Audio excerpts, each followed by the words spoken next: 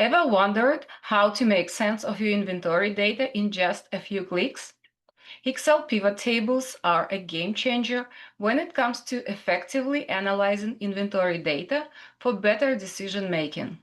They help you summarize, analyze, and visualize large data sets in a matter of seconds. In this video, I will show you how to use a pivot table to analyze inventory. Before we get started, please like and share this video. It really helps out this channel. And consider subscribing so you don't miss new videos. Managing and analyzing large sets of inventory data can be a real pain. I mean, think about it. You have got dozens, hundreds, or even thousands of products to keep track of, and each one has its own set of details like quantity, price, and suppliers. It can get disorganized quickly, making it tough to deliver any meaningful insights. People often struggle to get a clear picture of their inventory, and that's when problems start to arise. You might end up with stockouts or overstocking, which can be costly. Not being able to see which products are performing well and which ones aren't can lead to missed opportunities.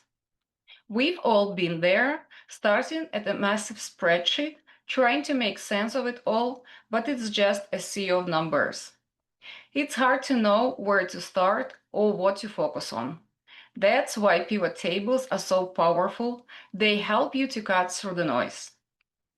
To create a pivot table in Excel, start by selecting your data range. Use Ctrl+A shortcut to make it faster. Then go to the Insert tab and click on Pivot Table. Choose where you want the pivot table to be placed. And voila! You've got the blank slate to start analyzing. If you add more rows to the table later, don't forget to update your data source to include the new rows. The key features of pivot tables that can help streamline inventory analysis are the ability to drag and drop fields, filter data, and create custom calculations. For example, let's say you've got a dataset with product names, quantities, costs, and sales values. You can use a pivot table to quickly summarize sales by product, by location, or to track quantity on hand. The possibilities are endless. Let's say you would like to compare sales by location. Drag the product name field to the rows area, the location field to the columns area, and the total sold to the values area. This way you can compare sales by product by location. If you plan to update and refresh your table, you might want to format the numbers first so you don't have to update the format manually. Go to the values area, click on the sum of total sold, select value field settings, click on the number format and select number, and check the use 1000 separator box.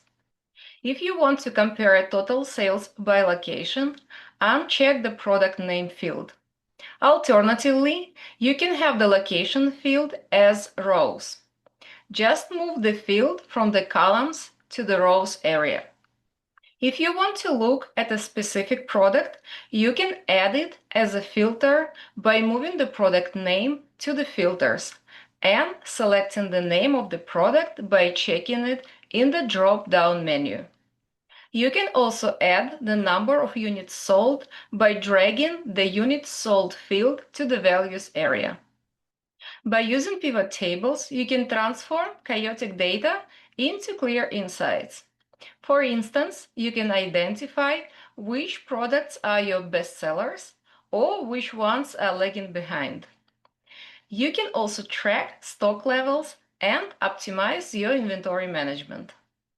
Using pivot tables for inventory analysis, you can save a ton of time and enhance your decision making. You will be able to respond to challenges in demand, optimize your stock levels, and ultimately drive business growth.